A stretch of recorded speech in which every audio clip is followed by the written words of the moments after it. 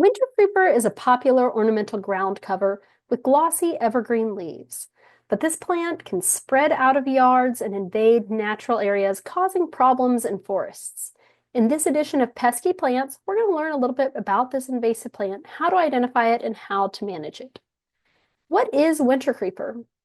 The species Euonymus fortunei is a common invasive vine that's native to Asia. You'll mostly see it creeping along the ground, forming a dense mat that excludes other plants. But you might also see it growing as a vine up trees, or even as a shrub growing over fences or downed logs. It's a popular ornamental plant, and there are many different cultivars, including some that are variegated with different colors, as well as related species.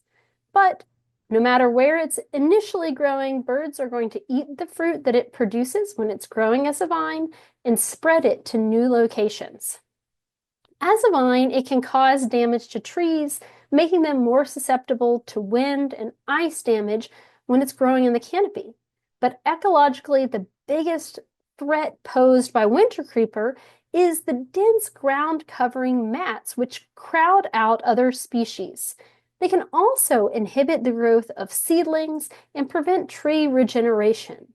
You'll commonly see wintercreeper in urban parks and forested areas, especially after disturbance.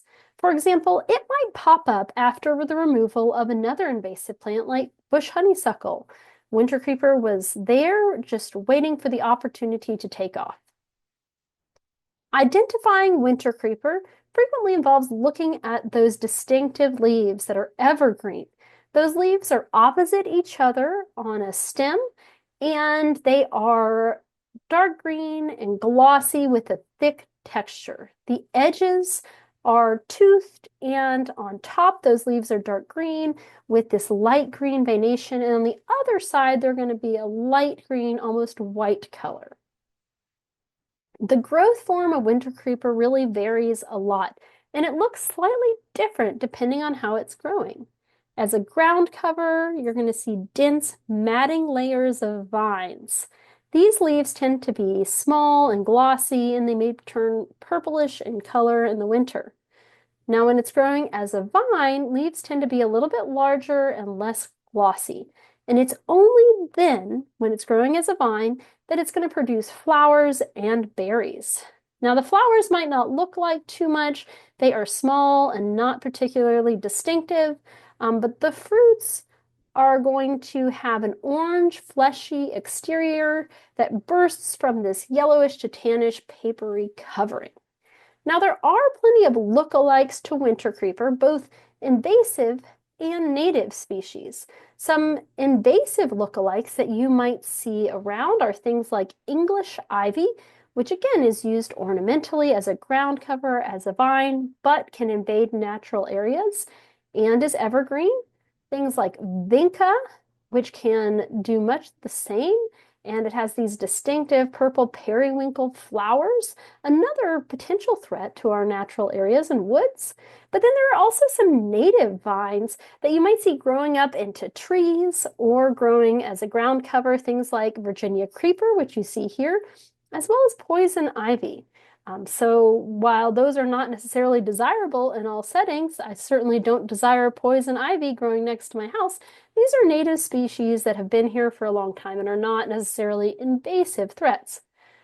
There are also some related other species of Euonymus in the same genus as wintercreeper that can look kind of similar, although they have a more shrub-like growth form.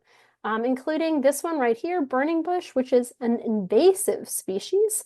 You might see it used ornamentally, but it can invade natural areas. The leaf form looks quite similar to wintercreeper, but this is going to be growing as a shrub and having really distinctive bright red fall color, and it's deciduous. And then there's also another native euonymus species. Wahoo is one of those that is a native species in our area, so not a problem. Not an invasive issue.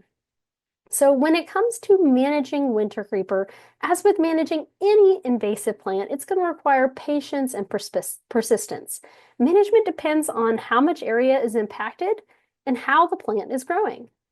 So because it only produces flowers and seed when it's growing up a tree as a vine, this is typically one of the first stages to target in your management. At least you can prevent it from producing more seed that are going to invade more areas. So you can cut the vines and prevent them from growing up that tree. Now you do want to be really careful not to damage the tree or the bark when you're cutting. And there's really no need to pull those vines out of the tree when you're doing that. You could risk damaging the tree or pulling something down on yourself, but cutting a chunk out of those vines.